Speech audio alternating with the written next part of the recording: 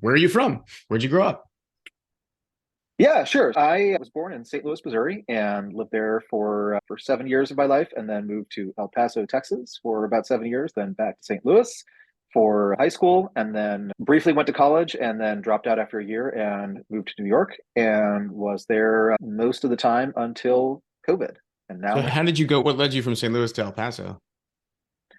my parents split up, so moved to El Paso with my mom, and then my dad had great ambitions for me to go to the same Catholic high school that he had gone to. Moved back to St. Louis for 1 year of middle school at a local parochial school because it was a feeder into that high school, and then I was accepted into the high school he went to, but I was also accepted into the slightly more nerdy and basically the slightly more nerdy Jesuit high school as well. So I got in, and I like to remind my dad that social mobility is not dead, that there's still a path upward for everyone. Do you have strong place affiliations with St. Louis? Was it formative somehow? St. Louis is an interesting city in several ways. There's local government dysfunction in part just because of how the city is arranged, where the suburbs are not part of the city, and so there's this constant budgetary squabbling, and the city proper just hadn't didn't really have access to the same tax base that other similar sized cities would. And then St. Louis could always compare itself very favorably to East St. Louis, which was a lot worse on basically all of those dimensions. I think that was part of it. St. Louis also is one of those cities that peaked in relative terms a very long time ago. And so had this legacy of huge companies, and some of them were still around. Monsanto was still there, but things like Anheuser-Busch used to be a very important part of the community and used to donate a lot to local charities and things. And then that has certainly declined. Donald Douglas was a big local employer, and then there was the merger, and they ended up being a less substantial contributor to the city. So I guess St. Louis does keep you aware that decline is possible, and that if you look at aggregates like country level GDP per capita, it looks good, but then within that there's always going to be a shift where someone is relatively winning, someone's relatively losing. There has been that general shift towards people moving to the coast for high paying jobs, and since St. Louis is right in the middle of the country, it is the place that people move from. I have friends from the city, and either people I knew when I was in high school or people I met later on and realized that we came from the city, and we all have ended up working somewhere else, working either in the greater Bay Area or greater New York area, at least until COVID. And now we've all kind of reshuffled again. So basically, being from St. Louis has made you keenly aware of the possibility of decline. Yeah, Yes. I like that. Were you good at school? Did you pay a lot of attention to all of your reading? Not enough in hindsight, Um, read it or not? I, I believe I could have been, but I just was not very diligent. I had the sort of classic slacker profile of good standardized test scores, very poor GPA, extracurriculars, not in the sense of a list of clubs that I had been involved in, but my big extracurricular was actually paying attention to the stock markets. I read the Roger Lowenstein biography of Warren Buffett the summer before freshman year, or I think the summer before eighth grade, and decided that actually reading about stocks and picking stocks would be something that should be a big part of my life from then on. And yeah, I would spend a lot of time that I should have been spending on homework and things, reading 10Ks or reading business histories and things like that. So yeah, I wasn't super diligent. There were some classes that I really focused on because I was having fun, but How yeah, did it the didn't. stock market even enter your headspace? Like I was like growing up, like I grew up in New Haven, right? And I did not avidly check box scores in the morning. Like I saw what those results were, and I read other things that were in my as related to what my parents did, either as an academic or psychiatrist or things like that. But Wall Street, it just wasn't even on my radar. How did it get into your information mix? Yeah, there's definitely a sort of socioeconomic factor there where if it's something people talk about in your parents' social circles, it'll become part of your universe. And if it's not, if your parents either aren't involved in the market at all or they have a 401k with an index fund or something, yeah, it just doesn't really come up. But in my case, my dad was he had his personal account, he had money invested in stocks, and he was able to answer some basic questions. And I don't actually know how the Buffett book got on my radar, but I did end up reading it, and that just made a really strong impression. There's a book before that I'd read, which is a children's book, wonderful children's mystery called The Westing Game. And if you happen to know a 10-year-old who you want to get super interested in the stock market, that can be a way to do it, because one of the subplots in the Westing Game is that one of the characters starts playing the stock market and ends up making money. And that did make it seem like an interesting, exciting thing to do. And I think for people who like to read and people who want to be independent thinkers, whether or not they are, but if they want to be, the stock market is a very good thing to look at, because you can do a lot of research. And I was born in 1986, so started getting really into the markets in the late 90s. And there were two things going on then. One was dot-com bubble, so lots of money being made and lost, lots of stocks going up a lot or blowing up a lot. So you had that, but this was also when the individual investor ecosystem was really flourishing, and when there was suddenly a lot more data and there were a lot more forums and message boards, and a lot of those were garbage, but you'd occasionally find people who were actually doing very good research and then posting their findings on the Yahoo Finance message board for some stock. There were also a lot of free tools. I think this was before people figured out exactly how to monetize things online. So things like MSN actually had this amazing stock screener, which I think is still the best free stock screener I've ever used. And it was built with all these weird Microsofty tools. You could only access it in Internet Explorer, but they had lots of fundamental data. They had lots of preset screeners. They allowed you to play some games with your formulas. So you could say things like, I think I want to look at a list of companies where average net profit margin over the last 5 years is greater than zero, and where cash on hand, the cash per share is greater than share price. You could do a lot of those kinds of things, which there are still screeners out there for free. And then, of course, much more powerful screeners that you pay for. But that one was just way over featured compared to what free users were really entitled to. And yet it was free. That was nice. It's, I guess, an early instance of a big software monopoly subsidizing things that are very nice to have that don't really need to exist for their purposes. And that sort of spoiled me, because you could find just lots and lots of obscure microcaps with whatever valuation numbers or growth cadence you wanted, and you could get involved in them. So I ended up actually learning lots of things about, like, the phrase cheap for a reason was much more meaningful to me after this experience. There was one company that I found where they were growing at like 30% a year, and they were trading at 10 times earnings. They were a trade finance company that seemed to have figured out a better way to help settle cross-border transactions. And it turned out that they were a scam. So there was it green like, still? that's Yeah. why they were at 10 times earnings. Yeah, yeah. It was that kind of thing. Like, this was pre-Starbucks, so the scams were a lot more. This was pre-Starbucks and pre-Google. One thing that I could have learned but did not learn was that I think it was like the CFO had run a hedge fund that had blown up, and then the CEO had started another business in another country, fled that country after the business collapsed. He owed money to creditors, but he was ignoring them. That was knowable. And then knowable, not noble, is a little bit ignoble, actually.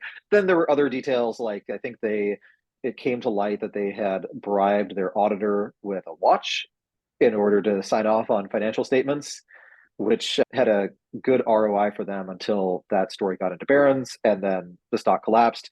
And I managed to actually so I think I bought it at 20. At some point, it hit 35. As the scandals came out, it went to 10, and then to 5, and then to 1. And then they And you were in high filed for school at this point, bankruptcy. right? Yeah.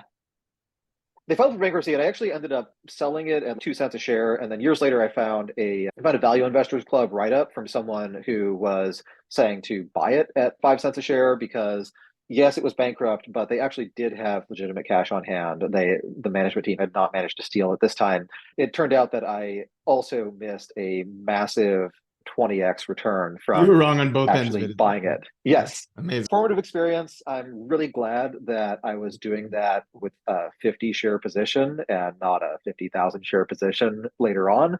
It was a great way to learn. And yeah, that kind of thing. I had a lot of little adventures like that, finding weird companies, sometimes being absolutely right, often being wrong, but you do learn more from being wrong than being right. In fact, that's one of the deflating things about being exactly right, is that if you make a trade and you're right and the stock moves to where you think it's worth, you actually made your money when you did the work and took the risk. It's in the economic balance sheet terms, you have just shifted something from future profits that you deserve to actual profits you can realize, which is nice, but in another sense, you didn't It's an actually accounting trick. make anything. You didn't learn anything. You were just, And you don't even know if you may have been lucky too. yeah, that's true. Okay, so fine. So you went to college dead set on being like a hedge fund guy, or is that not? I wasn't actually sure how realistic the hedge fund guy thing was going to be. But I also felt like probably a realistic path would be go to college, graduate, become an analyst, become a sell side analyst somewhere, and then at some point move on to the buy side. And I think one of the things I underestimated at that time was just how non-stationary this stuff was, and that the world changes really fast. So if you're making plans as an 18-year-old based, if you're making plans about what you want to do by the time you're 25 as an 18-year-old, the world is going to change a lot, especially if the plans are I'm going to go into a really hot industry where everyone wants to work and where there's a lot of money, because either the money will go away or there will be enough people flowing into it that it's still lucrative, but it's divided over a larger headcount, or something else will change. As it turns out, I did end up working at a hedge fund by the time I was 25, but it was through just a totally different set of circumstances. So yeah, I went to college for a year, decided I actually wasn't learning that much and that I should take a year off, move to New York, see what happens, and moved to New York and bounced Oh, but around hang some on, random jobs that's for a a while. fairly Yep. big decision. Was just you had demonstrated high risk tolerance at that point, and you just I'm not learning enough. I'm going to leave. I felt like it was actually not super high risk because I could certainly go back to school. And there's not a huge difference between graduating in 4 years or graduating in five. In fact, I felt like if I really tried hard, I would still be able to finish within 4 years, having taken a semester or two off. So Socially I felt like it unconventional, I was, suppose. yeah, like it was way less risky than it looked. And I had a pretty low personal burn rate. I think my first apartment in New York, I was paying $400 a month for a room. And so that was super cheap. Wasn't a great room, wasn't a great neighborhood, but it was mine and it was in New York. So yeah, I was in New York and bounced around and ended up actually working in online marketing for a while. And when I was doing that, I was working at a company where their big job was search engine optimization, and they also did some paid search ads. So I learned a lot about how Google works and how Google thinks. And the search engine optimization people, they're always trying to mentally reverse engineer some things that Google does. And meanwhile, Google is trying to find what are the most egregious things that these people are doing, and how can we, instead of rewarding them for it, how can we punish them for it instead? And I think there are two reasons there. Like, one is the search engine is better when there's less spam, but the other that I eventually realized was if you find a very scalable way to get free traffic in Google search, you are directly competing with Google ads. And so Google pretty much directly gets revenue every time they squash a very scalable marketing strategy that relies on organic traffic. And the more they can do that and the more they So the can more they force hurt their people core within product, that. they improve their advertising product. Is that what you're saying? Yeah, that they're like, I guess that the long-term economic payoff is you have a better search engine, and so more people will use it. And the short-term economic payoff is someone who was spending $500,000 a year on their SEO agency, having them write long tail articles on particular topics. If the long tail articles no longer rank because the sites that hosted those articles all get nuked by the algorithm, then maybe that 500K budget moves into Google AdWords, and it's targeting the same keywords and it's sending them to the same place, but it's a faster process for the user because they're going directly to their destination, and it's also better for Google because Google's now getting paid for those clicks. So Google had this strong immediate financial decision to get, or financial incentive to get really good at detecting SEO.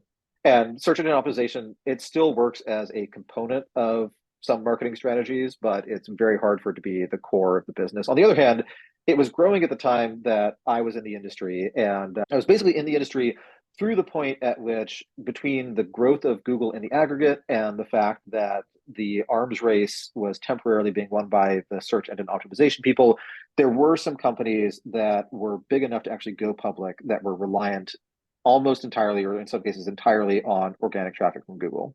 So one of those was TripAdvisor, which spun out of Expedia, And another one was Demand Media, which was the owner of eHow and WikiHow and Longtail sites. And Demand Media was this incredible lesson in all the different ways to be extremely aggressive with online marketing. They basically, I think one of the things they realized was, so eHow would have just endless articles, tens of thousands, I think over 100,000, I think like several 100,000 articles on every conceivable topic, where a topic was basically something someone could type into Google.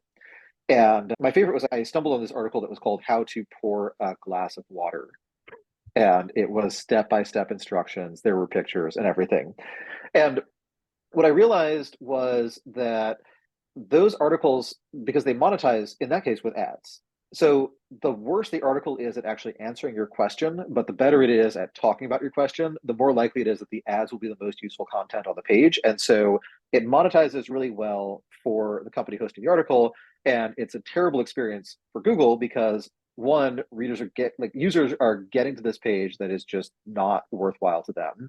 And two, these people are clicking on ads if they exit the page, but the ads monetize a lot worse than just an ad for that keyword that is pointing to the site of the advertiser. It was arbitrage in a very pathological sense, and Google actually changed some of their ranking rules with the intent of demoting a bunch of these content farms like Demand Media. But it turns out that Demand Media had actually been one of the better actors in that space, and that the vast majority of long tail content was just trying to capture search traffic, and that was often created by sites that had much lower standards than Demand Media. So the first iteration was Google tries to penalize everyone, but Demand Media's traffic actually goes up because the worst content farms did relatively worse and Demand Media got some of their traffic.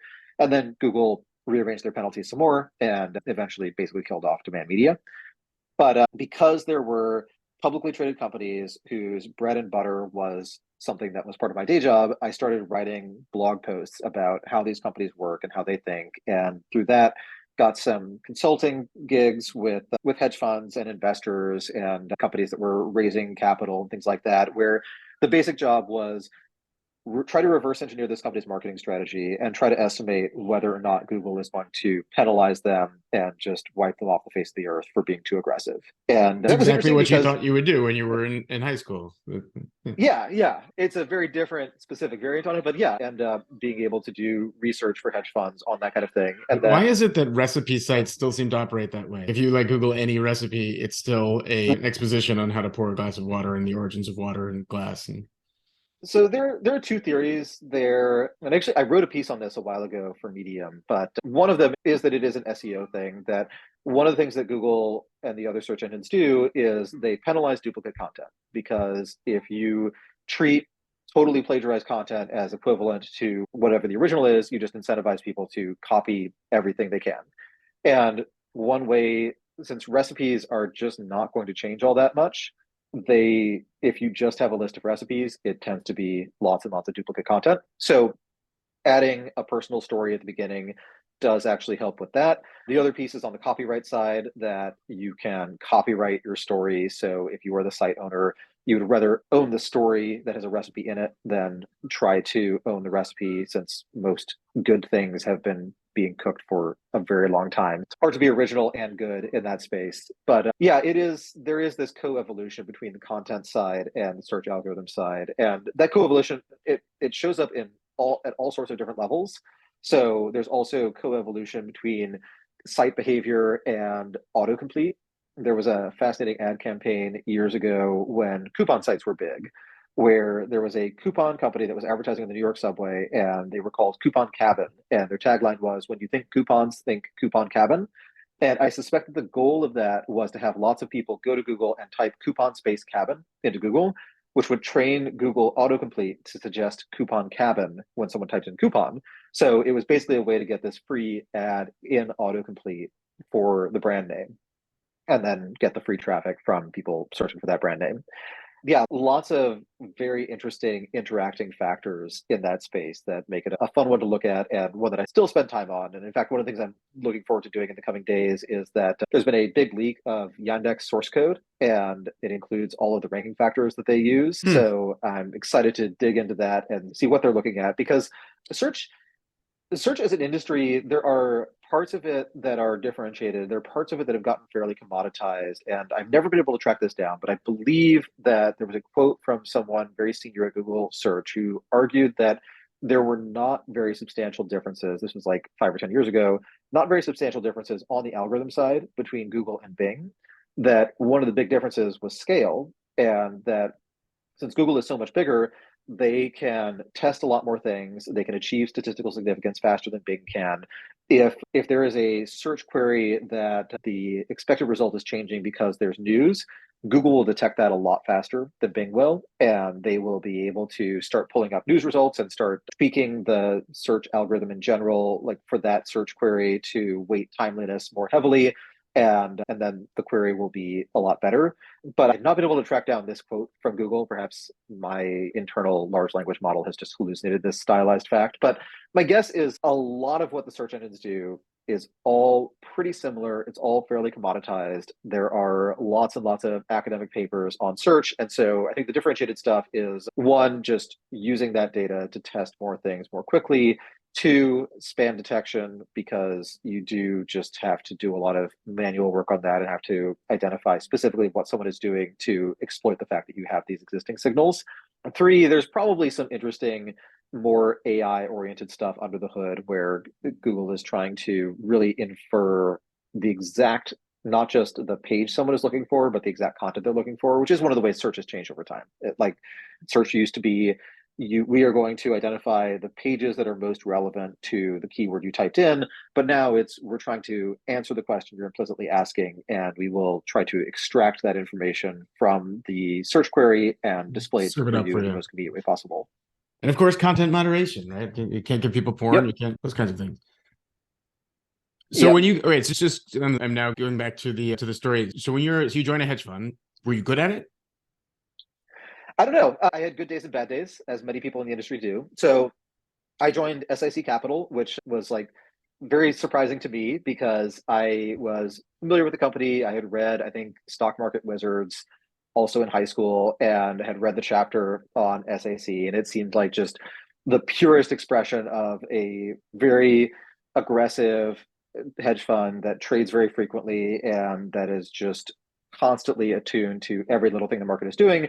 And at the time, I was very into Graham and Dodd, and I still owe them a great intellectual debt, as everyone who invests does. But so to me, they seemed a little bit suspicious, a little bit like gamblers, but also like they were having a lot of fun, and that you could synthesize some of these views on valuation versus pure sentiment. And it turns out that, yes, at hedge funds that are trading aggressively and trading frequently, they are thinking about valuation all the time. It's just they're not thinking about valuation in terms of, if I were buying this company because I want my grandkids to inherit my portfolio, which company would I invest in? It's more like, when we think about how someone at Fidelity or Capital Group will be valuing this company, as of 2 weeks from now, when the company has done a conference presentation and when the sell side previews have all come out, what revenue multiple or what EBITDA multiple do we think they'll be putting on this? And do we think that someone is going to really need to own it and be desperate to own it into the print, or do we think they will be desperate to get out of it into the print? You're building a behavioral model, but it's modeling the behavior of people who care about fundamentals. So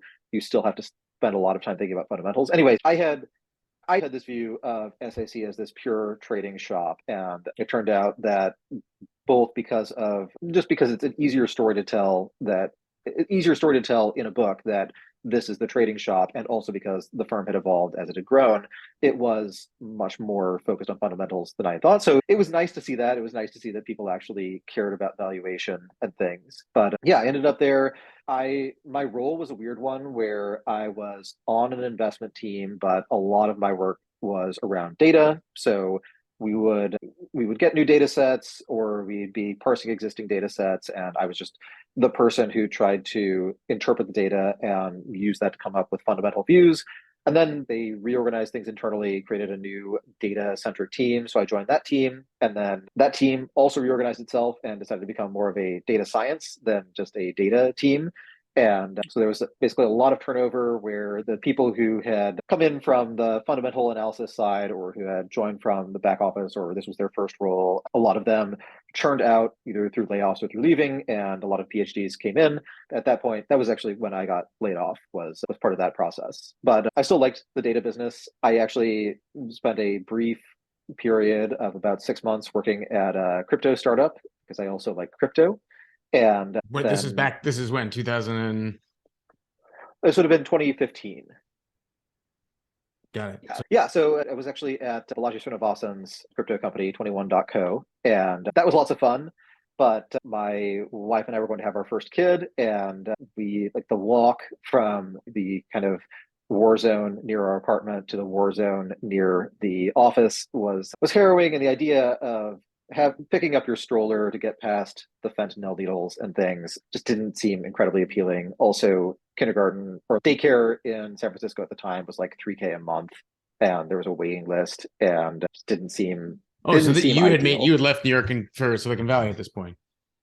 I had been looking for another role and I had applied for that one on a lark. It was basically the only job that I applied to that you couldn't commute to on the New York subway was 21.co. And I sent them this actually fairly deranged cover letter because my part of my thinking was they're getting a lot of job applications. They had recently announced that they had raised $100 million. So they were the best funded crypto startup of all time and had a lot of really smart people working there. So my thinking was I can send a very straightforward cover letter and just say, hello, I am one of the dozens of finance bros who is interested in crypto suddenly, and please pick me. Or I could send them a cover letter that talks about crypto as a religion. And I think I had some line about how to get your religion started, you need people who are willing to get eaten by lions. But at some point, you have to not have so many of those people, or you just have a fanatical cult that is large and self destructive. I did that. It's an inflection The point cover in letter tech. form. Yeah, Yeah, yeah. where the point on the curve we're Like jumping into getting eaten by lions is self-destructive. right, where you absolutely need those people at the beginning, and then you need to give them something else to do and have them not in charge by the end. At one point in the cover letter, it was a multi-part Q&A style cover letter form, and I think at one point I realized that the best way to explain something was with a graph, so I drew out this little ASCII graph of, I think it was like literally graph of ideal Bitcoin fanaticism relative to Bitcoin adoption. So I did all this weird stuff, and I actually got a call back from the company and was talking to someone there. And after about 10 minutes, he cut me off and he said, okay, I've heard enough. I was asked to call you to find out whether or not this was a prank.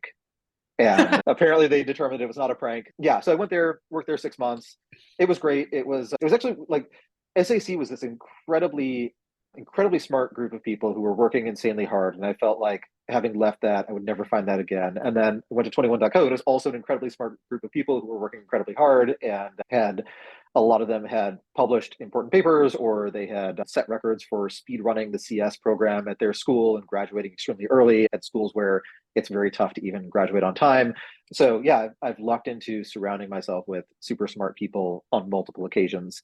But yeah, I decided we should give New York a shot again. Do hedge? I guess like in the genre of super smart, hardworking people, are hedge funders a specific type? Has it evolved at all? Is it the same kind of mix that were at Bitcoin startups, or is it really are they all just finance bros, or is there something different about it? Yeah, and this is something I did not really appreciate at the time. And I'm going to write a piece on at some point soon on what personality traits work well for you in finance. What kind of person should you be if you want to be successful in finance? And some of those are things that you have or you don't. Some of them are things where you can definitely habituate yourself. But I would say one of the big differences is there's that term from finance, which I don't hear in other contexts, which is this person is very commercial. And you would think that in a business where your whole job is turn money into more money, like obviously everyone is extremely commercial. Not people can get really sucked into different kinds of optimization that are fun and engaging, but don't actually matter to the bottom line that much. And if you're at a fund and you have your list of here are the 100 or 200 stocks that we as a group track, and here are the ones you need to know better than anybody else on this planet. Having a really good time learning about some nifty detail of the business, if If it is a detail that matters for margins and the business is a growth story, you've wasted your time. And well, you've been wasting your time. All of your competitors have been getting ahead of you on the growth story. Being commercial is partly being able to, for any given company or any given asset, being able to say, we're going to determine the 3 to 5 things that actually matter. And then we're going to spend all of our time figuring out differentiated views on one of those 3 to 5 things. And every time we have a And differentiated matter is view, we're going to show defined it. not as what's interesting to you, but as what's interesting to other people who move the stock price. Yes. Yeah, you're always outsourcing some of your judgment, but then you're outsourcing your judgment to other people, and then they are outsourcing all of the data crunching and handicapping and odds making back to you. In tech, it's a lot less rewarding. You don't need as high a density of extremely commercial people to have a very successful company. You can have people who want to build really cool stuff because often the stuff they have an itch to build is stuff other people wish that they had time to build. And so if you build it, somebody will want to use it. And I think this is the story for a lot of successful tech companies. Google just started out by building the search engine that that the Googlers wanted to use to search the internet. And it turned out a lot of other people wanted to use search too.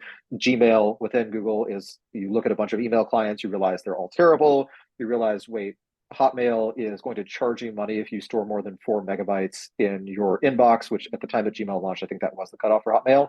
But that's absurd at a company where everyone communicates in email all the time. So we're just going to build the email client people would actually want to use. And then they did it and it worked. So you that doesn't have to be a commercial decision. It turned out that Gmail was a great commercial decision in part because it caused a lot of people to spend all their time logged in to Google, which meant that you had a lot more user specific data at Google than at other search engines with equivalent numbers of users. But yeah, I think the commercial instinct is one piece. And related to that is the risk instinct. And in particular, in tech, a lot of the risks that you take, it can be very hard to undo decisions. And that means that you do have to think a bit ahead about what is the state of the world in the future and what will I wish I had done, what can't I undo, etc. If you're defining your product roadmap, it goes out to some point in the future and you have to think about what is the world like at that point in the future. Whereas at a fund, you often can just, not just, because people will be mad at you when you lose money, but cutting losses is just part of the game. And you try to cut losses as soon as there is some indication that you don't know what's going on. And the best indication that you don't know what's going on is you said, I'm buying it at 50, my price target's 60, my risk price, worst case scenario, it goes to 45. If 3 days later it's at 44, you all like the thing you are most confident in is that you do not understand what moves this stock price. So you must get out and then start your research over and figure out what's going on.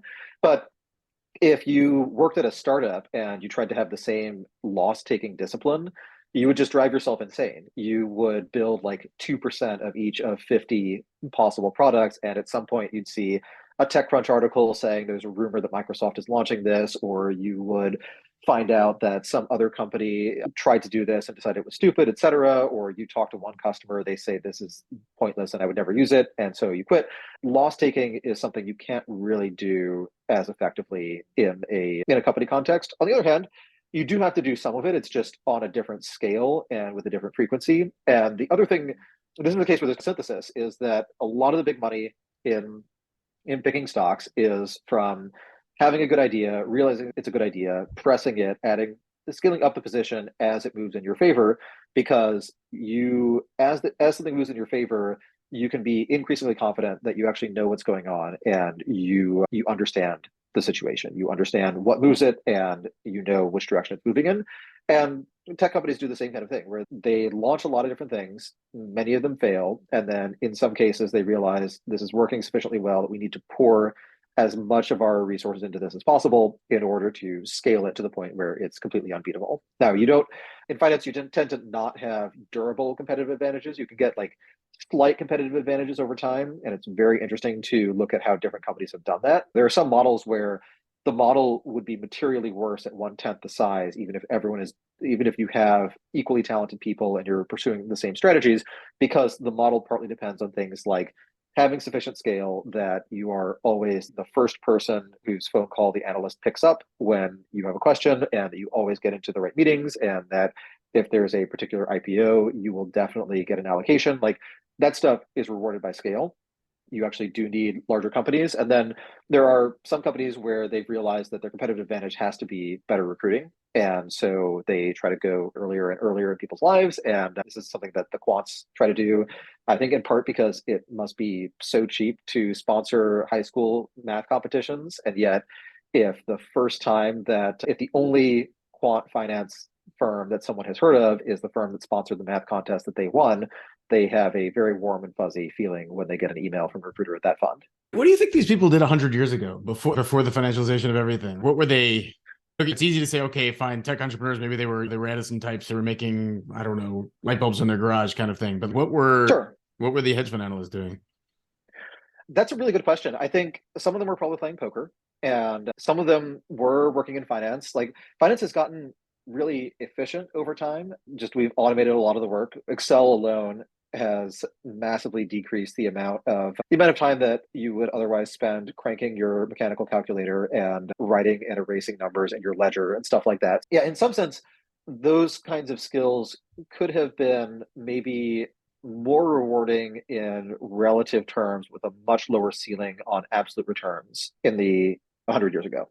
There were definitely markets where there were just a lot of traders who were very good at mental math and very good at making quick calculations and taking quick risks. And I think that there were probably a fair number of markets that had that kind of tradery feel to them. So another piece of this is US equity markets. We're really fragmented, but we used to be fragmented in a different way where there were just different cities where different things traded. So there was a Boston Stock Exchange, a Philly Stock Exchange. There was the New Commodities York main, exchange. yeah. And I think St. Louis actually had a stock exchange. And this stock exchanges were pretty geographically scattered until these exchanges slowly closed down. A bunch of them closed down in the Depression, and some of them were still open and operating, I think, in the 60s and 70s. There was some story, I think, where Charlie Munger had a seat on the Pacific Stock Exchange in the 60s and maybe 70s. So there was clearly still some action there.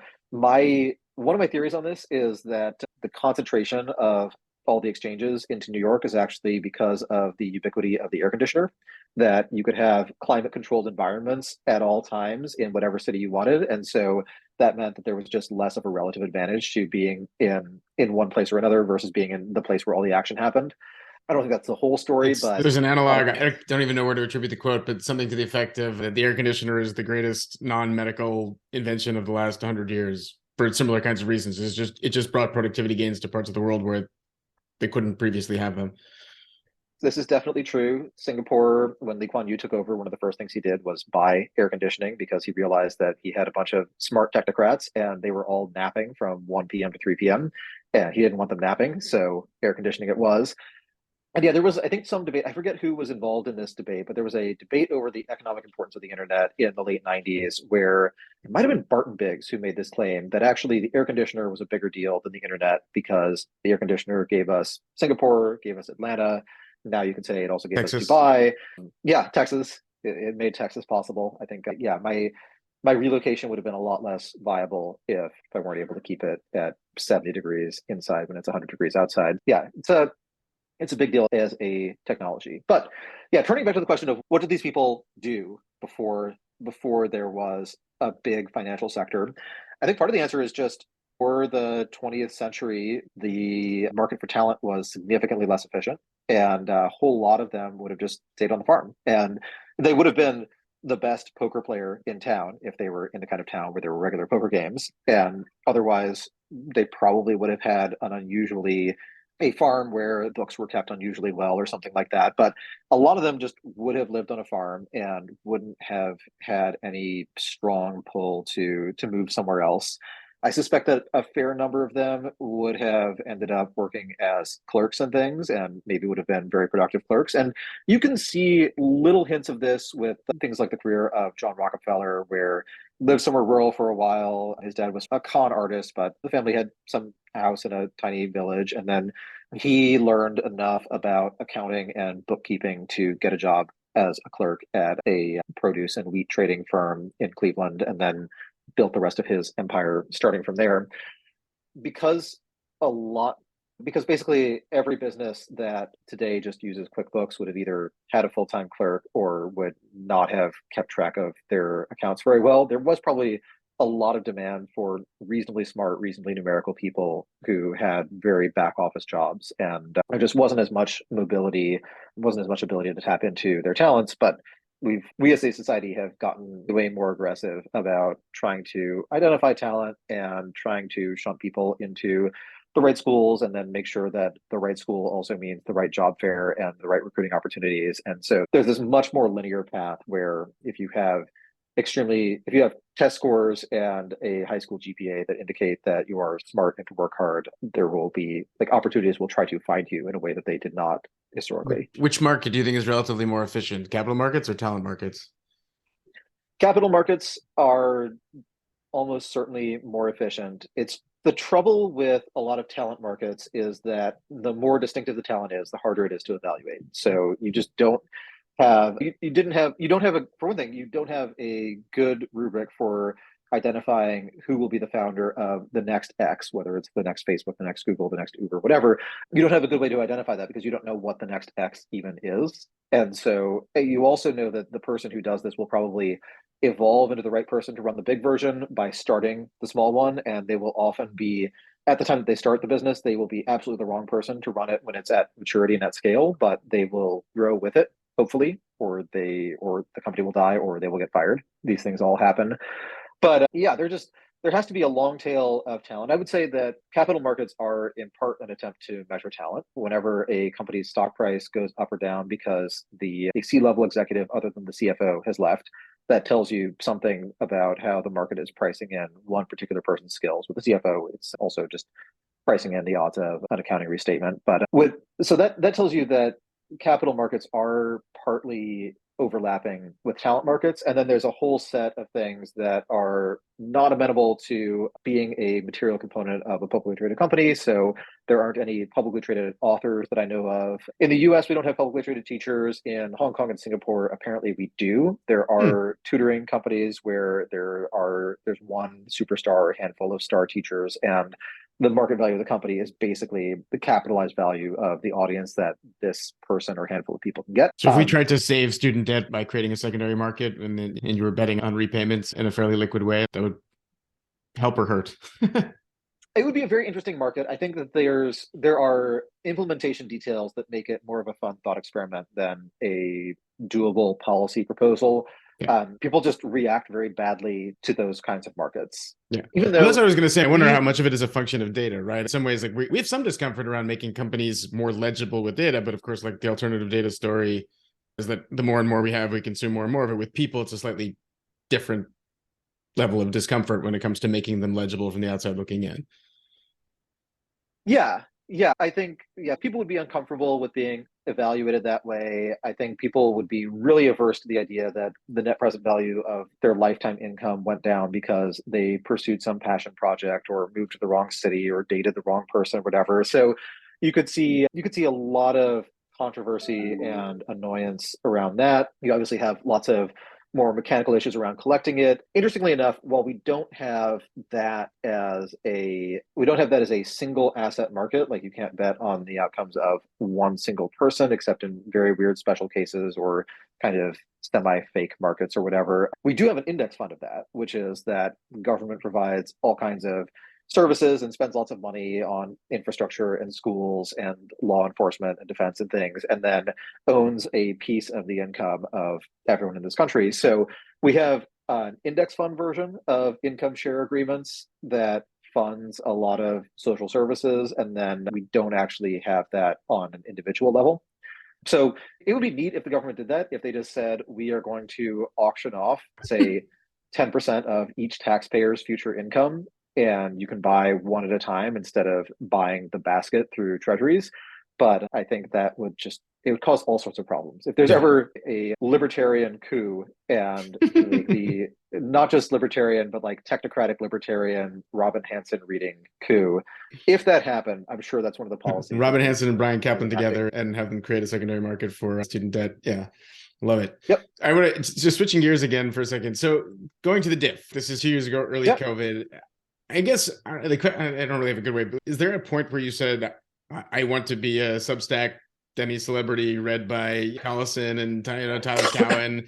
Or was that a goal that you set, or you just said, "Hey, this is manifesting before me"?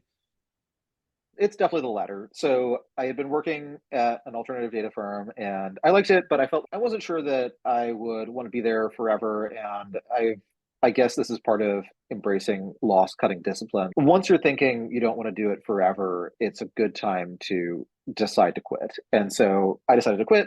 And I actually spun up the newsletter because I was thinking I have lots of friends on the buy side, and that if I send interesting ideas, I will continue to be in touch with them. It's just that to me was a lot easier than actually socializing or having some personal CRM where you say, okay, I haven't had lunch with this person in 2 months, so we better get lunch and talk stocks again. So yeah, it was basically a way for me to get a job. And then I got very worried about COVID So and the thought was decided you this should would be my use job. that to get a job on the buy side. You were going to go back to a hedge fund. Yes, yes. Interesting. And yeah, when COVID hit, I felt like no one's going to be doing any job interviews. There's going to be a terrible depression. And so I better turn on paid subscriptions in this brief window of opportunity where I'm worried about COVID and not everyone else is, because maybe people will sign up for 1 year subscriptions and then I will have money in the bank and they will regret having spent so much money so profligately. And that turned out to be totally wrong. There was a depression. It was like 6 weeks long and Very then short. it Or we ended. kick the can down the road. And Time will tell. yeah, we'll see. There's a sense in which, a massive pandemic and the lockdowns, it had to reduce real output in some way. And if we didn't see real output go down, it's probably measurement error. It's probably not because, hey, every time there's a recession, we just need to give ourselves another pandemic and we'll be back in boom times in no time. So in that sense, yeah, maybe we're recognizing the real losses on a delay and recognizing some of them in real rather than nominal terms. But yeah, I it turned out that because basically every white collar worker went home and was working from home, they had this big time dividend because they weren't commuting, and a lot of them spent that time reading newsletters.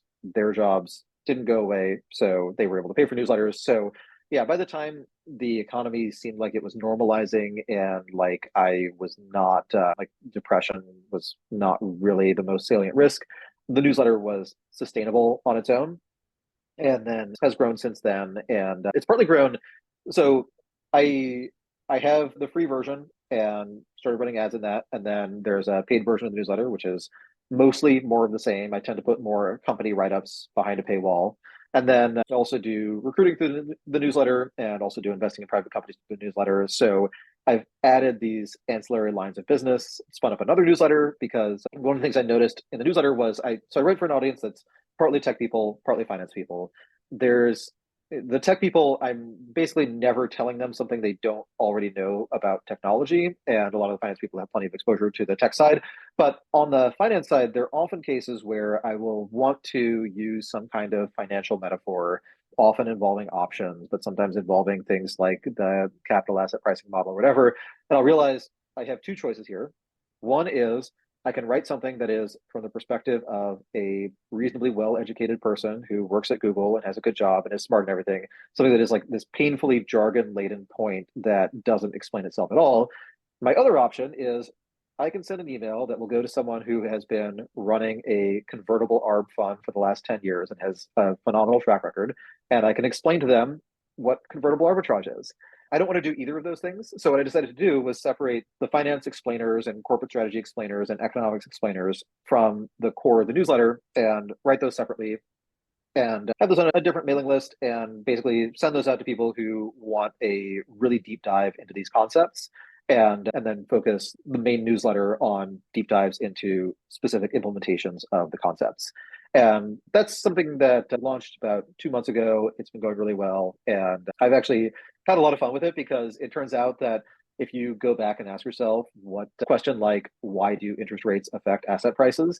You can actually have some fun trying to figure this out and building the model and trying to see in what case do interest rate hikes have a minimal effect? In what case do interest rate hikes actually make a company worthless? Which is generally, if they're burning a lot of cash now and will potentially make cash in the future, they're much more sensitive to rates because the cash right now is relatively more salient when rates are high, and then the future cash is relatively less. It was fun to put together some of those, and yeah, just fun to explain stuff that has been background knowledge for me for a long time, but that at some point somebody had to explain to me, or I had to figure out on my own. Yeah. So it's been a good exercise, and I'm continuing to look at different ways to grow it. And so I guess, so how do you like, I mean, obviously you're pretty prolific. You read a ton, you write a ton. I'm getting to that, but I guess more specifically, like, how do you manage the information mix, and even the further point, like, how do you keep it from getting stale or becoming a bubble or just self-referencing? That's a good question. I think it's probably just a volume game. So I do spend a lot of my day reading. I have lots and lots of RSS feeds. I try to at least skim the Wall Street Journal and Financial Times and generally read through any article that looks remotely interesting. And so I am, and part of what I'm trying to do is I'll have themes and views in my head. And when I'm reading an article, I'm trying to figure out, does this reinforce my view or does this challenge my view? And I think that's a good way to partly be outside the bubble. You're still in the bubble in terms of what you think is important, but I try to be outside the bubble in terms of, am I right about the direction in which this thing moves, whatever it is.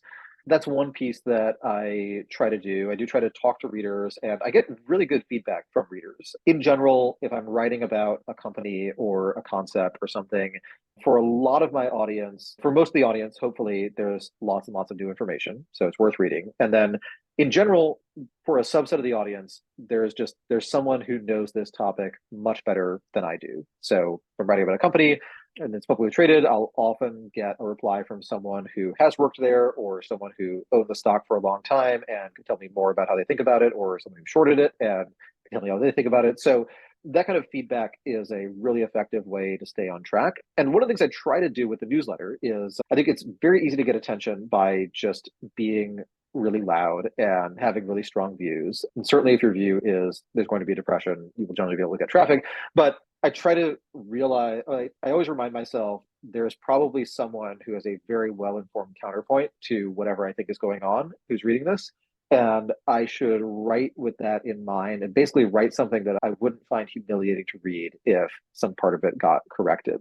Yeah. So that But I also, think but makes the that goes back newsletter to a the lot sort less of who's your emotional. audience and who you're writing for. Because you can't, if you were to write and try to drop every footnote and qualify every claim by and serially address every possible counter argument, nope, you would never make it to the end. Yeah, when you're writing, especially if you are writing about a stock, you're always like the stock price always represents the point at which the bulls are buying, the bears are selling, right? So there's always you're always writing about something where the price is here and there's a cogent view that it should be here and a cogent view that it should be here.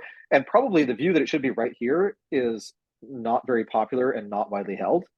So you don't want to just say both sides make good points. What you do want to say though is here are the points that both sides make, and here is the evidence for each side. And then here are the cases, and this is always the fun one, is here are the cases where you take the same data point and here's how one side would interpret it, here's how another side would. And this is especially common with frauds. So, right now we have the Hindenburg Adani situation where Hindenburg says that the company is wildly inflated and has been manipulating the prices of publicly traded companies associated with it. Adani tried to do a secondary equity offering, and then canceled the offering. And it's interesting because the main way to read that is they tried to sell a bunch of stock, and all the buyers who had committed to do it got cold feet, and so they couldn't do the offering and they canceled it. And then the other way to think about it, which is the way that they want you to think about it, is they don't need the cash because they're not lying about how much cash they have. So they can just do the offering later at a more advantageous price. And I think it's worth keeping in mind because confirmation bias is so powerful. And you can always, when you look at data that seems to confirm your thesis, you always want to ask yourself, if I had the opposite thesis, would this actually disconfirm my thesis, or would I have an equally compelling argument for why I might be right? Yeah. And there's always just some degree of unknowability as well. So, and what I kind of generally call this segment 2020 hindsight, but I will, like, what's the dumbest thing you've ever written that you think, or your wrongest prediction? I think usually those are going to be errors of omission. And I should have written more about COVID. And I think I should have written more about COVID because I started writing the newsletter in earnest in January of 2020.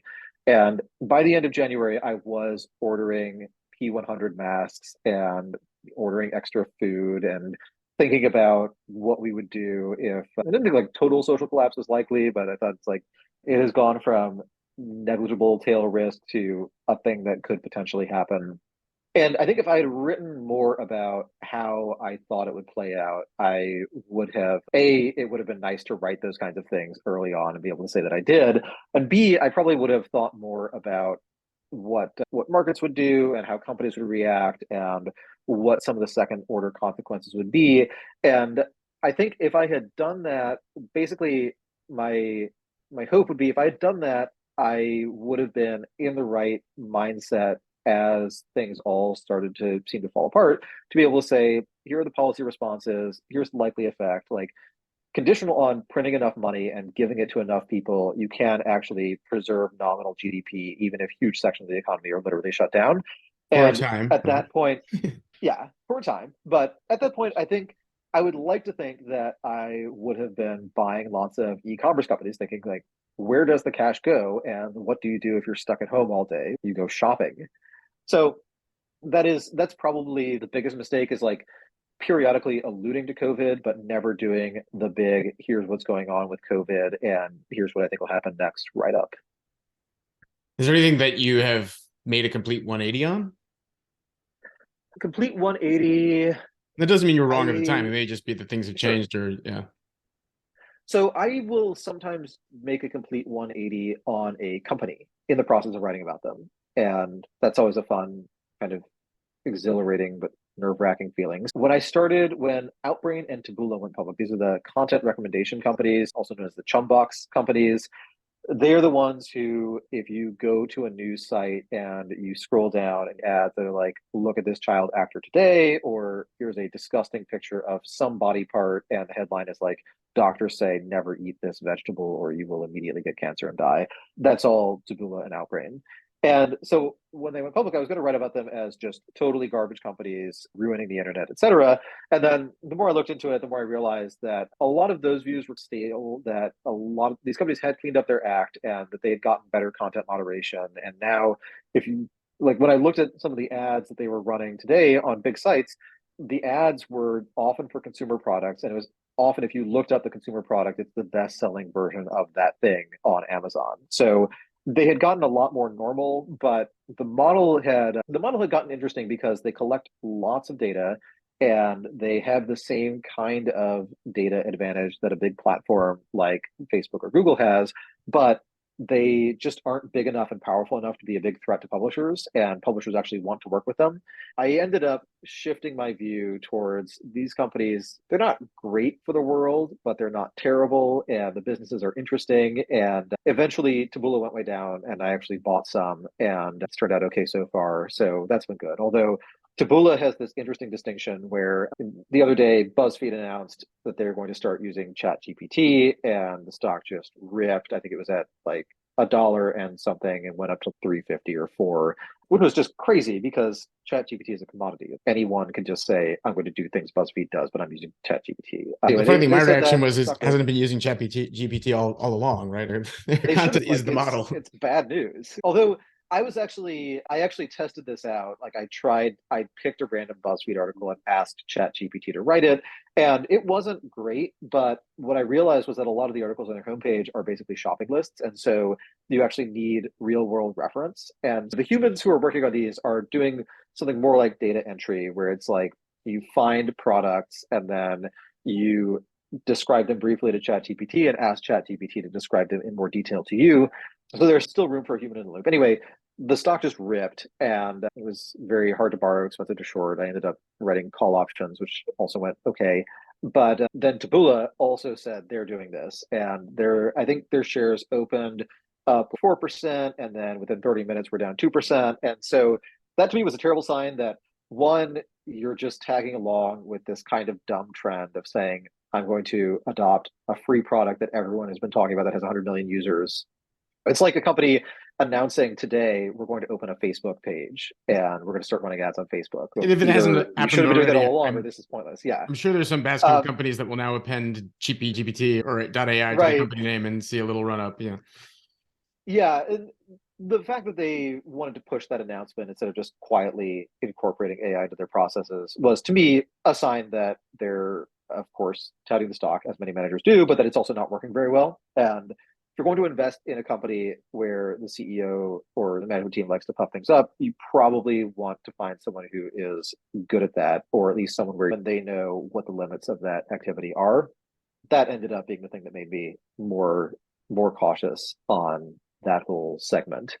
But it's still an interesting space, and I think there's still just a like the media business has always been an interesting business because you go through these cycles where there's a new form of distribution, and early on, whoever masters that kind of distribution wins. And then once the distribution is commoditized, then it's whoever has the best content who wins. So there was a period where it looked like BuzzFeed had mastered search and social for news, and therefore BuzzFeed will try to eat the news industry. And then it turned out the New York Times can just look at things BuzzFeed does and copy the ones that are appropriate and not copy the ones that don't.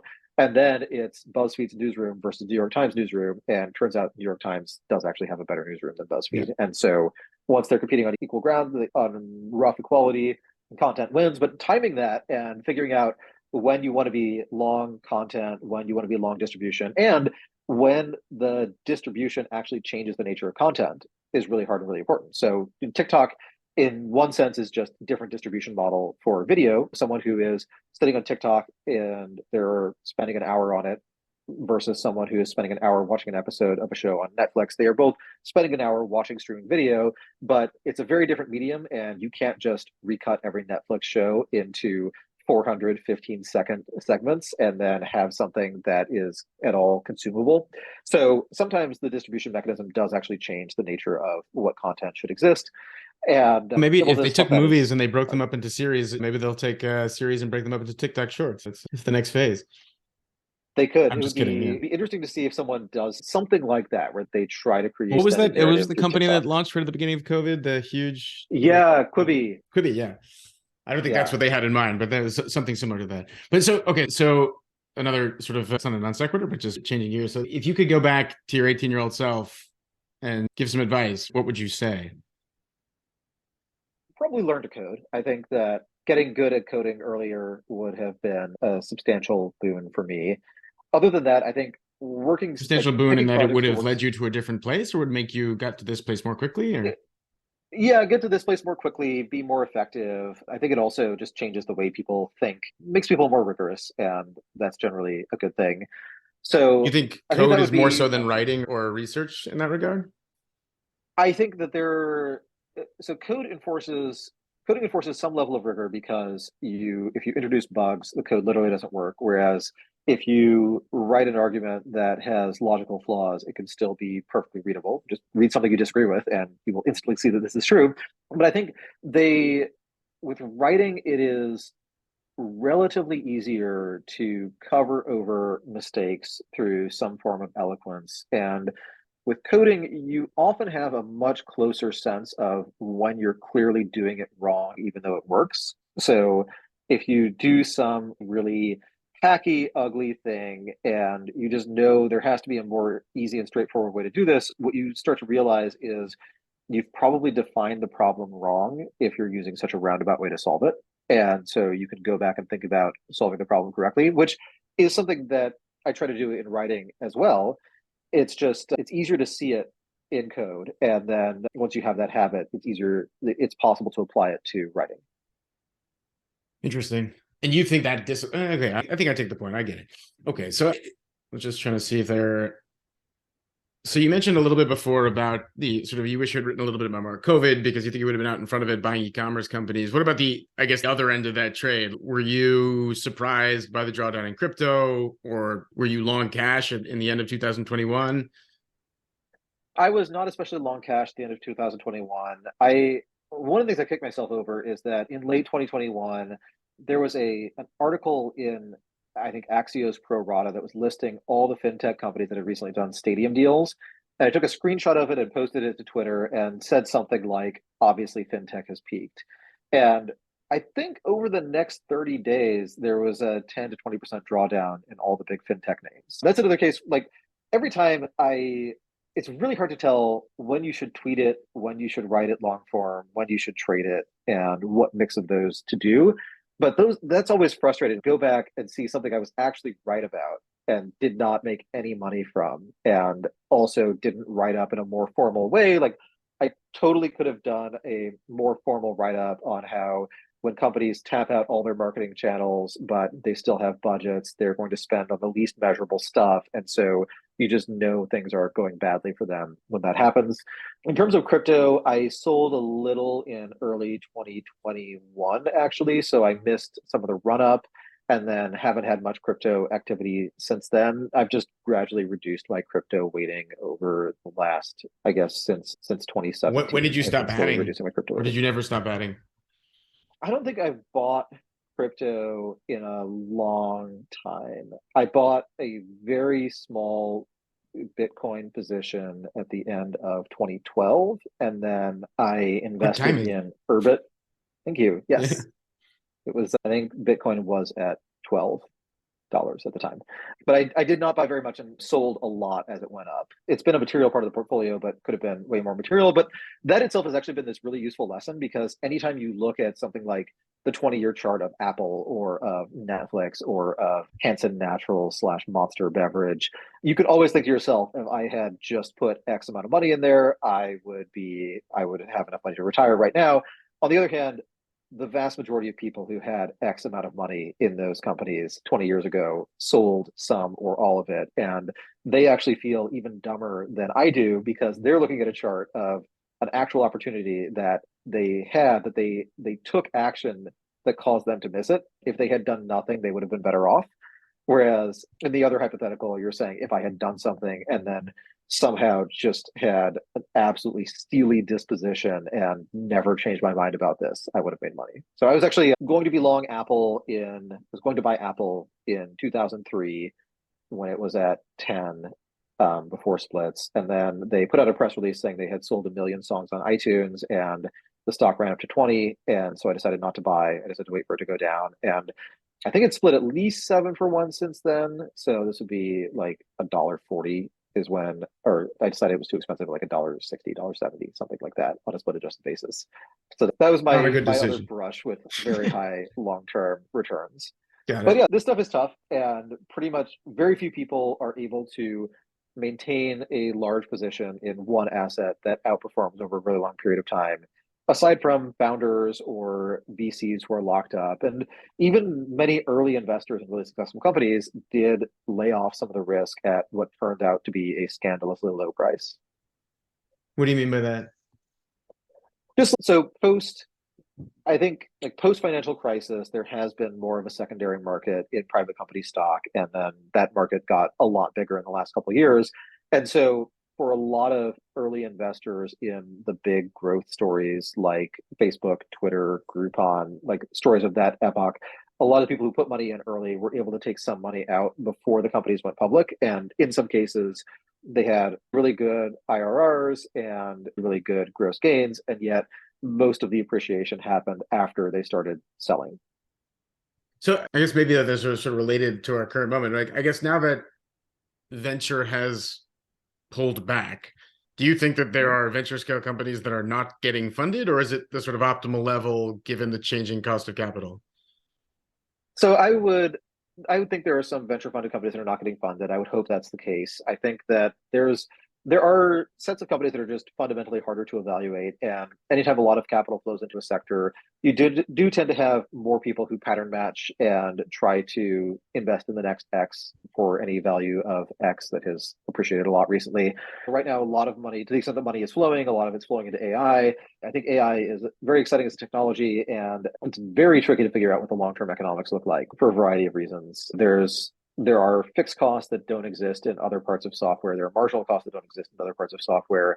You also never know what is being worked on at the big tech companies, or whether you tend to get a very strong impression that there are more impressive things that exist as internal demos at Google or Facebook or Amazon than exist as public facing products from pure AI companies.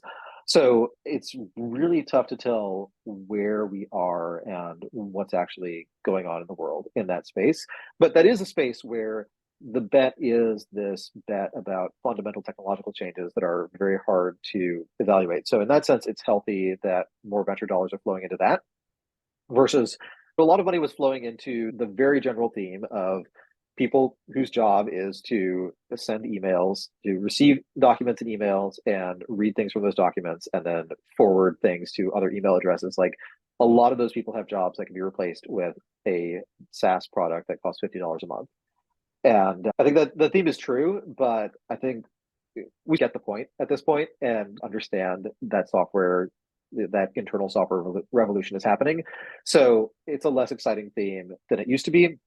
And I would hope that there's just a proliferation of other themes that have more life in them and that are a little bit more fundamental to people's day-to-day lives. I think one of the side effects of crypto, incidentally, or not of crypto, of AI, incidentally, is that you can get a lot closer to interactions with the real world if you have a system that can learn and that can notice and absorb details. It can update its models. I would think and hope that a lot of the companies that are ostensibly AI companies that are built because AI becomes ubiquitous, that they're actually doing things like manufacturing, and that if they can find ways to automate more of that, then that's a huge win for society, and that could create a lot of value. But those companies will look totally different from the cohort of successful tech companies over the last 10 years.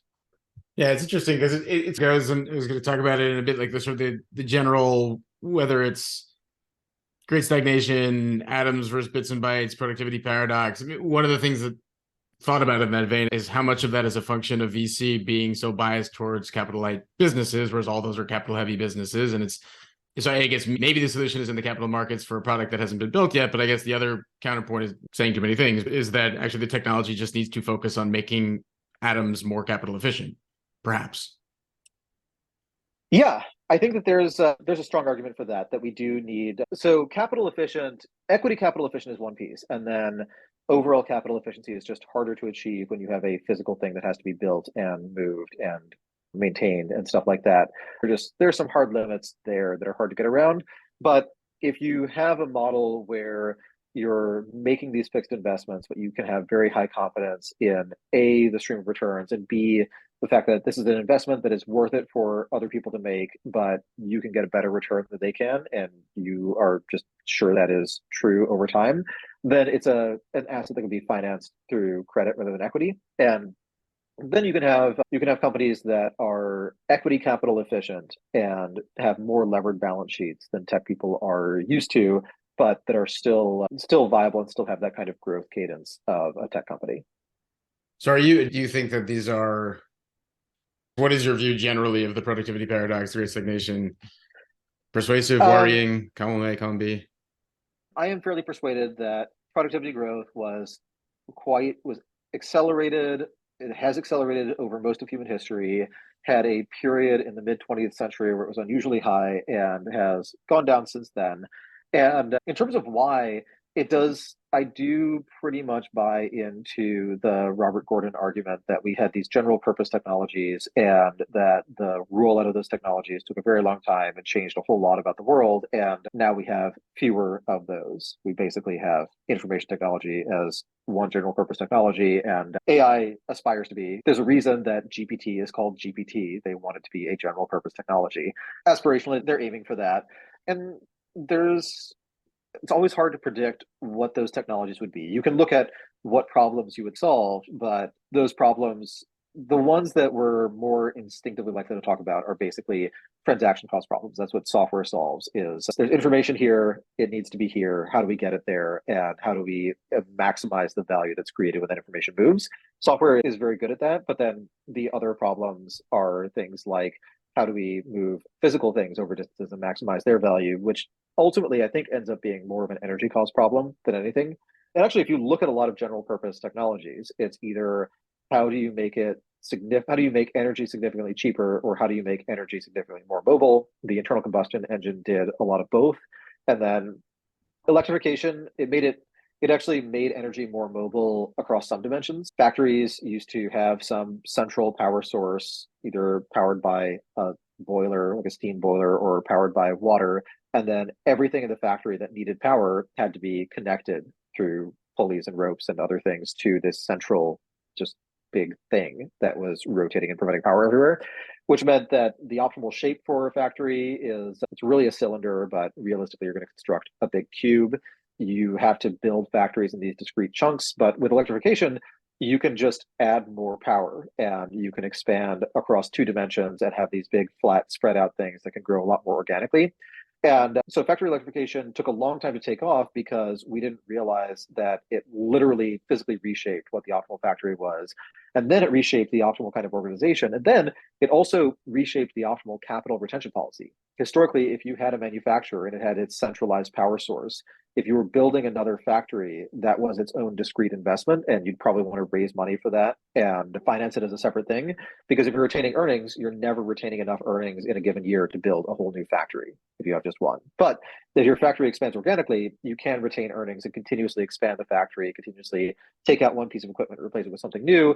And so now you have a new, more continuous source for demand for capital equipment. You have this more organic source of employment growth. And you also have a case where companies have an incentive to retain earnings instead of turning to the capital markets every time they want to expand, which means that now the entrepreneurs running companies actually have more power to decide what the country's overall investment policy is, whereas before that was very much something that was decided on Wall Street by people who were mostly bond underwriters or bond buyers. So it had lots of really long-term ramifications, took a couple generations to go from the first factory equipment that used electricity rather than some other power source to factory electrification is the default way to do manufacturing, which was basically true by the 30s, but again, took a long time. And then working through the implications of that on the organizational and financial side took even longer. So these general purpose technologies just have a really long payoff period, and we just don't necessarily understand the extent to which we're actually we're living with institutions and even cultural and behavioral norms that are actually influenced by these technological constraints and then by those constraints going away. So basically, it's like either we're still playing out the long tail of these original general purpose technologies, and so some of the productivity is it's still all attributable to one thing, and until we make more of them, we won't have that again. Or is it that we've made, or I guess these could be both. We've made some, we just haven't yet seen them play out, and maybe general AI is one of those things, but we don't know yet. Yeah, like I think you could definitely rattle off some categories of technology that have that potential, and some of that is stuff in the life sciences, and some of that is stuff like space exploration, which is in some ways this recreational thing, but there are some kinds of manufacturing that can be done extremely efficiently if you don't have to worry about air or gravity. And then you also have very abundant raw materials way out there. And yeah, that's the kind of thing where it's a semi-crazy idea, but we always live in the reality of being massively influenced by the tiny subset of crazy ideas that happen to work. And the impact of those ideas is crazy from the perspective of people living before those things were actually implemented. The level of material abundance that we have today would be inconceivable to someone who was living at a time in the early industrialization era. Someone living in the pre-container ship era would also be just blown away by the level of globalization we have. But because it's so ubiquitous, it's quite invisible. Like the overall impact is quite invisible to us. On and with general purpose technologies, it's a term that has to be applied in retrospect. You can guess at which ones will turn out to be general purpose technologies, but you can't. It's very hard to identify one in advance. So if you looked at the internal combustion engine when it was first made, it's a cool idea, and there were people who were drilling for oil to make kerosene and to make various lubricants and other chemicals. And maybe instead of burning gasoline as a waste product, they could use it for these engines. But you wouldn't necessarily look at the first internal combustion engine and say, not only will this replace the horse, but this will increase the average distance traveled by human beings by orders of magnitude. It replaces many hypothetically more efficient horses. You don't see that stuff happening until it actually starts happening. So I guess, yeah, the place to look for, if you're actually trying to have good odds of identifying a general purpose technology, you would want to look at things that have been rolling out for a while, and just every time they're implemented, the results show surprising upside. So yeah, you would, in that model, probably point to AI as the technology to pay a lot of attention to. But I guess other things have to matter too. And maybe this is not a fair question, but the outcome, why isn't Europe more like us, or Western Europe, and why weren't we more like Europe? Those outcomes, same basic technology, right? Culturally similar in a lot of ways, but something happened. What's your model for Europe, I guess, is a more generalized question. I think it's probably more likely that America is special in a good way than Europe is special in a bad way. And then I think there are a couple features there. One, which we can't forget about, is just America has this incredible abundance of raw materials. And we have a lot of space and we have a lot of land. And the space and land thing actually matters in some long-term ways where and this is Piketty-esque, but there does seem to be this pattern where when someone in the pre-modern era, when someone took over a country, they were able to give all of their friends lots of land because they basically zero out all the prior land ownership agreements. And so they give their friends lots of land. And so the land distribution ends up being partly a function of what is the cost to equip the most effective member of the military and how does that vary. So if you need lots and lots of pikemen and bowmen, then you equip them, and then lots and lots of people get fairly small plots of land. Whereas if you're more reliant on knights, those are very expensive to equip, so you have a comparatively small number of people who get just massive estates.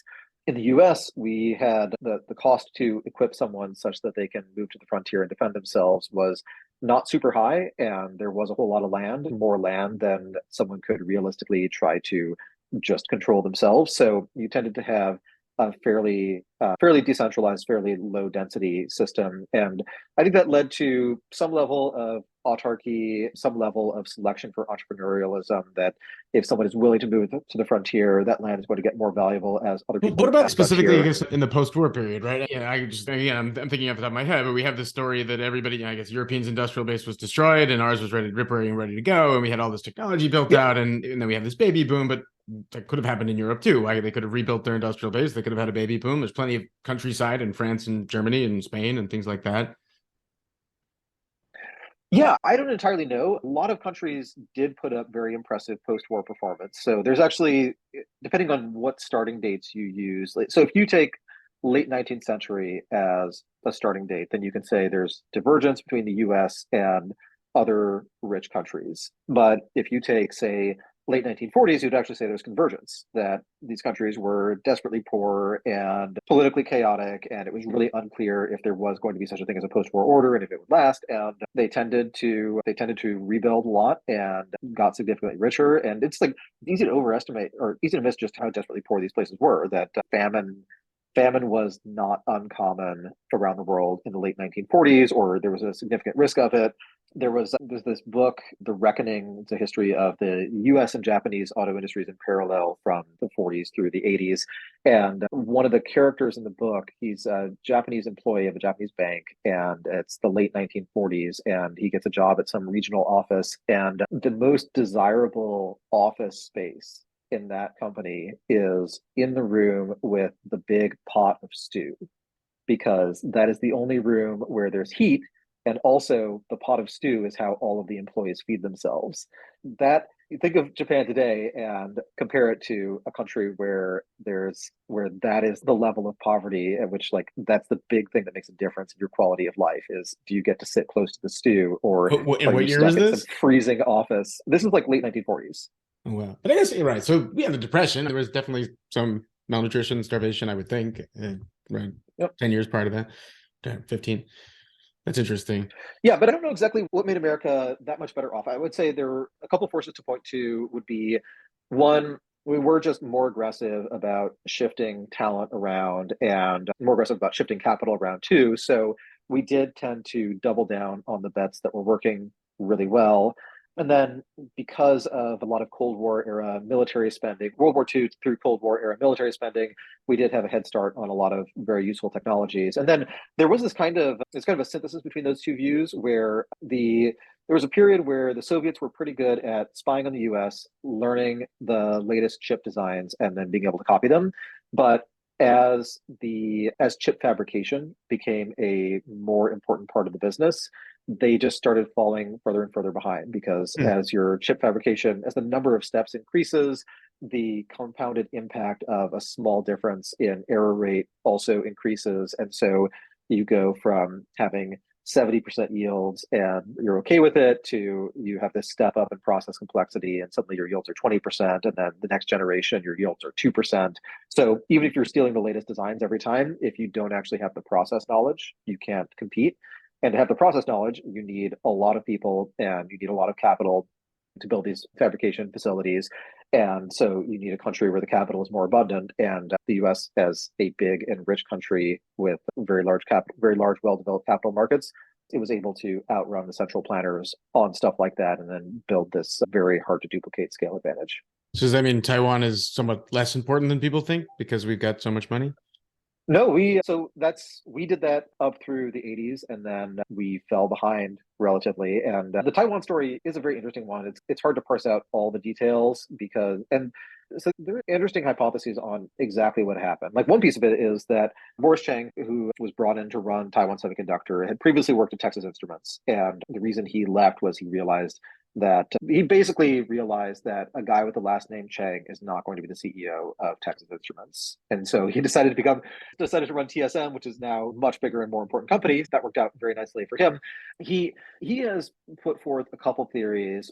He has talked about how TSM is willing to put very smart, overqualified people to work doing fairly basic jobs, but it means all the basic jobs are done extraordinarily well. He's also said things like having a very good public transportation system means that you can send all of your experts to the right fab at the right time. And that if those fabs were scattered throughout the Western United States instead of on one island with very fast trains, that you wouldn't be able to solve these crises. So your downtime at the fab goes from an hour or two in the Taiwan model to a day or two in the America model. So little details like that add up and then they compound if at every generation it's the best performing company with the most process knowledge and the most access to capital that is able to build the next fab that has to get built. And then you have the other compounding piece of Apple knows it can rely on TSM. It knows that the TSM product roadmap is very much something it can trust, whereas Intel product roadmap, Intel may say that they will reach parity with TSM at some point, but we're not. If we had to bet, Apple always has to bet its next release cycle on somebody being able to carve the chips in ever more detail. And every generation, you get slightly more evidence that TSM is the one to bet on. Hmm. I thought didn't Apple start making their own chip or some element of the chip? They design some of their own chips. They design many of their own chips but they don't now. press them. Yeah. Yeah. That's interesting. So I guess a related point, you read a lot of history. Is there some underappreciated period or figure that was particularly instructive of this time? And so I'm no boring comparisons to Weimar or anything like that. Something that wouldn't be obvious or intuitive or overwritten. What is a good comparison here?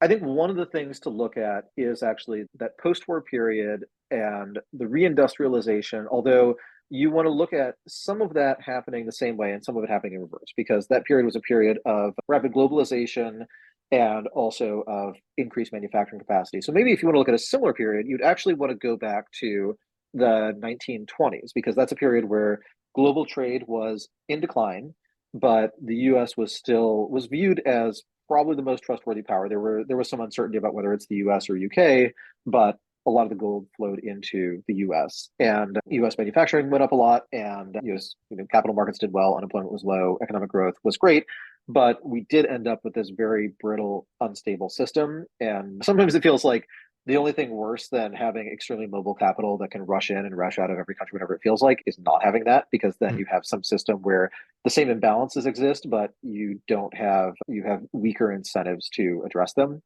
There's some line, I think Milton Friedman had this claim that the reason the Bretton Woods currency arrangement was so popular among central bankers was that every time there's a currency crisis, everyone has to get on a plane and fly to Switzerland and discuss it. And they all just had they wanted to take those vacations. Whereas now it's the currency traders who get to get on a plane and go somewhere exotic whenever anything cool happens, which is maybe feels deeply unfair. And while currency traders can't impose a new monetary system, central bankers, in theory, can. Yeah, it's amazing because I want to pin you down on some domain as being more important, whether it's innovation in the capital markets, technological innovation, along which dimensions, whether it's automation or even just at the talent level, right? Moving people around. You know, I would say institutional changes would be the most important for two reasons. One is that there does seem to be just a lot of space for how do you arrange groups of people working together towards common goals, and how do you delineate the boundaries of those organizations? The Joint Stock Corporation is an amazing technology for doing this, but it's not the only way to do it. So I think that's one thing to look at. And then the other piece on the institutional side is all institutions just tend to decay. They tend to get run more for the benefit of whoever's in charge than for whatever their ostensible goal is. And the world in general, in the US in particular, has a lot of institutions that did a really good job a very long time ago and still exist and just tend to monotonically grow in size and to some extent in their ability to interact with the world, but not grow in their ability to deliver the outcomes that they're supposed to. So I think if you talked to someone, if you went back in time to 1950 and you talked to someone about the changes over the ensuing 70 years in Harvard's budget and in the size of Harvard's endowment, I think what they might at some point say, it's wonderful that the Harvard freshman class of 10,000 people is, it's wonderful that there could be 10,000 people joining Harvard every freshman year. And then you'd say, no, actually, the size of Harvard's freshman class expands by 1% a decade. It's just the budget goes up and their resources go up. So it like that, if the institution's mission is continue to compound the Harvard endowment fund at a good risk adjusted rate, then Harvard's doing great. If the mission is to provide a really high quality education to everyone who is able to attend that school, it does seem like the number of Harvard ready people has probably gone up by more than 1% a decade, and that those institutions should think more about their mission. just by sheer And population growth alone, yeah, it would have to be that way. yeah, But yeah. yeah. So I guess And to then, answer the prior question with the analog, is there some period of history of rapid or significant institutional change that can be some kind of model for what needs to take place? I don't know the answer to that question. yeah, and I think you can say things like late industrial, like the second industrial revolution was one more on the company side, but there was significant civil service reform in multiple countries, and that had a big impact. I think the sort of swing towards technocratic governance, which really you can bracket like World War One through end of Great Depression as this very technocratic period in the Western world where World War One just required unprecedented mobilization of people and of equipment and of manufacturing capacity. And so you had different countries that, to varying extents, government just took control over a lot of industry and tried to run it with war goals in mind.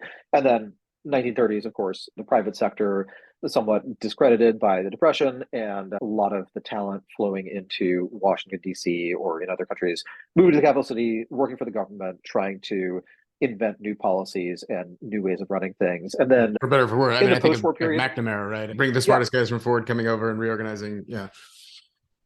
And then, yeah, post war period, one of the interesting things that happened was you can view World War II as this huge boom in social capital that basically every young man either served in the military or had a really good excuse not to. So the percentage of veterans in Congress just shot up. I think the stat is that that after Truman, the next president not to have served in the military in some capacity was Bill Clinton.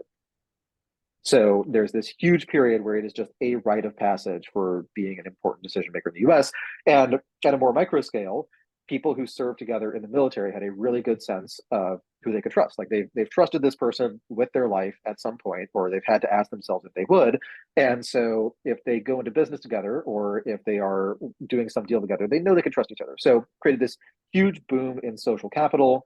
And I think we may have just seen that as this just totally organic thing and not realized how good and important it was and spent it down. It is as Because if it's not for Saudi lack of Arabia, wars, right? That's the sort of deeper darker yeah, thing. Right? We had plenty of opportunity to be enlisted. It just at some point there was some kind of cultural, social divergence between who served and who didn't, or something like that. there's been that divergence. There's also World War II was a lot more of a total war on all sides than other conflicts. Even peak Cold War spending doesn't come close to the share of GDP that the actual war absorbed.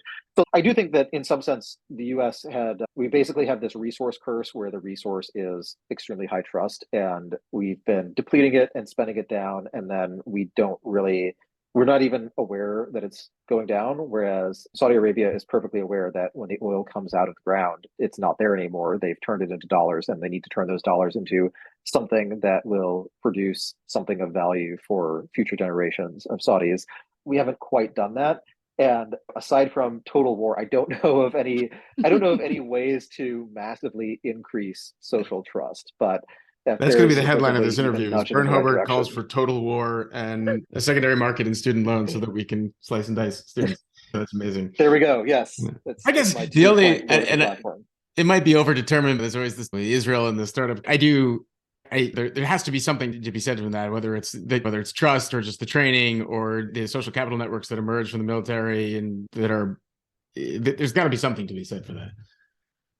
Yeah, yeah. If you look at the Unit 8200 Wikipedia page, it is among the world's most impressive startup incubators. And one of the reasons is that if you have conscription and you can give everyone an intelligence and personality test, you can just you can just conscript all of the people who would be very good at signals intelligence and will also be very good at software in general and things like security software in particular. Yeah, I think that's part of it is just extremely effective sorting and talent identification mechanisms. And then I think another part of it is the sense of existential risk, where there's not that much I could do there's not that much risk of America collapsing within my lifetime. So I don't wake up in the morning asking myself, how do I prevent that from happening? But certainly in other countries, you can have this persistent sense that the reason you have not been overrun yet is that previous generations sacrificed and worked very hard, and that it's your job, both for sunk cost reasons and just out of a moral duty to preserve yourself to continue doing that too.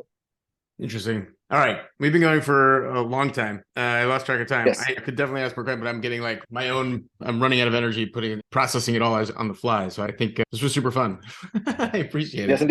indeed. I have one final little predictive question. I'm just curious, and then I'll let you go and maybe this is unfair, is what will be onto ETFs as ETFs were onto mutual funds?